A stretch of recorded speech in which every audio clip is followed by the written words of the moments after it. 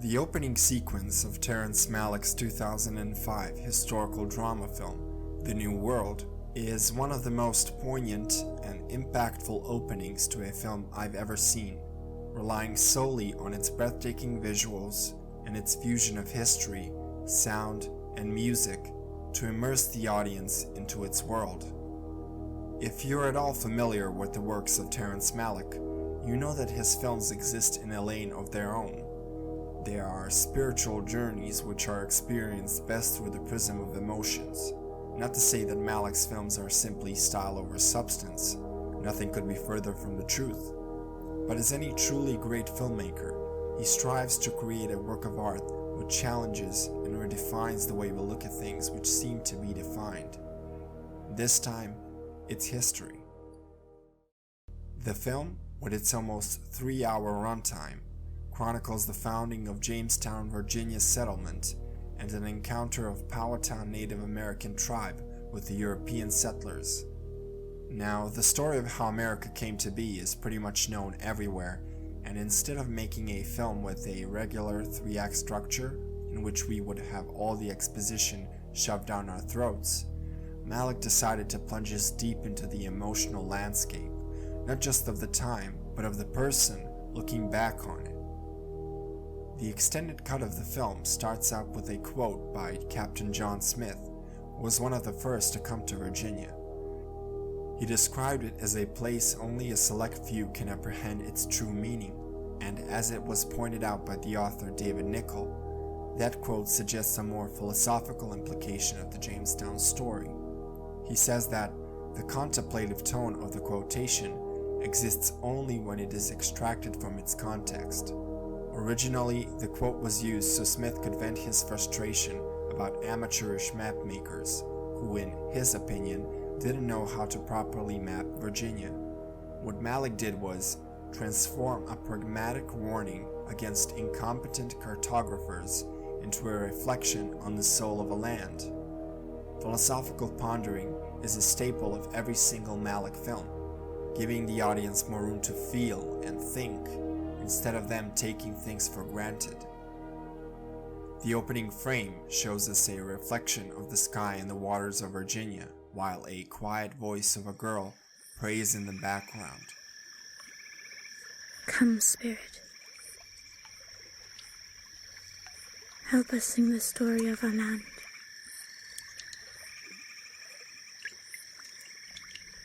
You are our mother.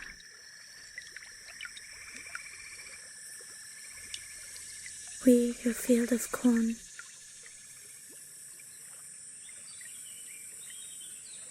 We rise from out of the soul of you.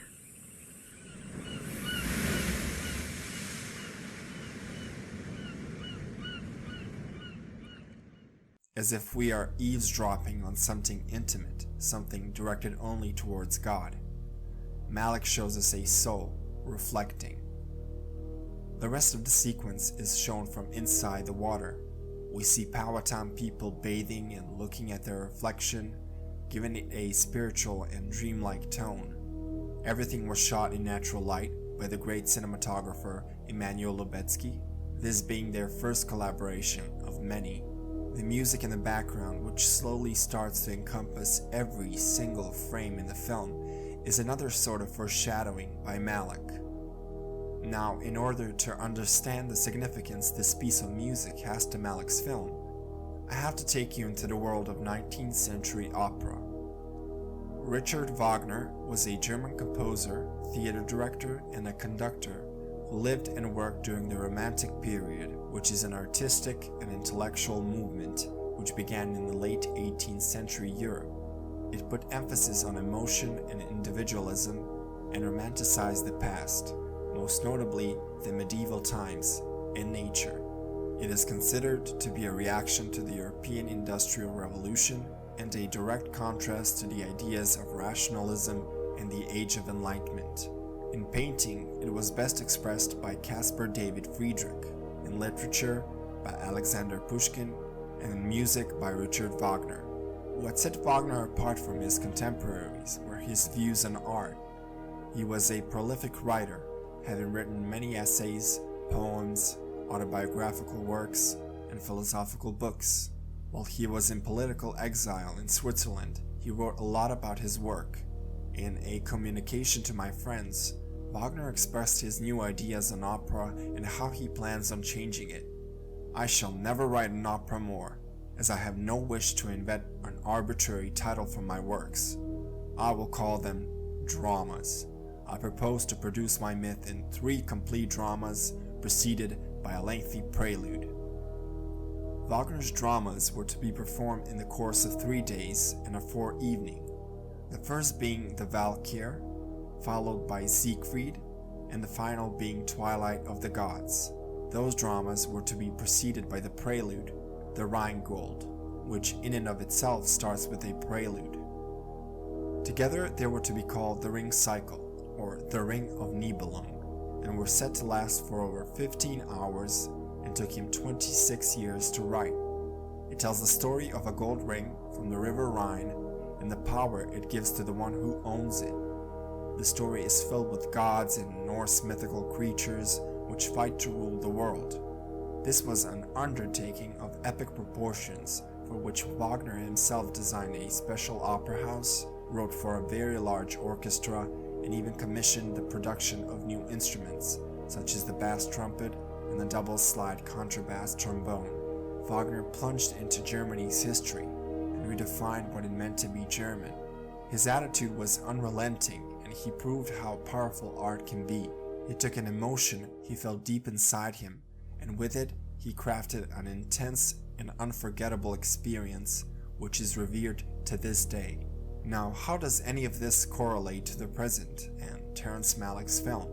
Well, The New World is a product of another great romanticist from the other side of the world. As Wagner, Malick, who has a deep philosophical and historical background, strived to create a work of art that reflects the spirit of a continent just about to be discovered and the ongoing fight for the world domination that followed. Malick recognized the parallels between the story of Nibelung and one of the most important discoveries in human history. We can talk about how certain plot elements in the opera mirror real-life events, but that is not what this video is about. As I said in the beginning, this is about how Malick subtly introduces us to the story and what hints he uses to show us what is to come. These historical musical references are for those who can understand them, but even if you can't quite put your finger on the pulse, you can still feel the excitement and the scope of things that are happening.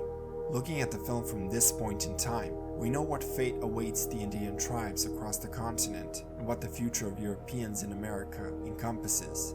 Winston Churchill once said that history is written by the victors, but history is experienced by both the victors and the victims. I think that is exactly what Malick is trying to show us in this film. The point of view from the eyes of the Indians, that is, from the eyes of one Indian, the one who saw both sides of the coin before it inevitably landed on the ground and changed the course of the world forever. If he is to make a film about the founding of modern-day America, he knew he had to start at the epicenter of the shores of Virginia, just like Wagner did in the River Rhine. It feels important to mention that at the ending of the film, he also uses the same prelude in a slightly different manner and symbolizing the start of something new.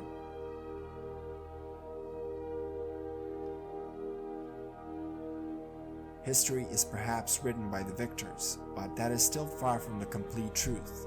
Other people's perspective not only offers us understanding of others, but we also get to see us from their point of view, making us more enlightened and giving us a key into a new world.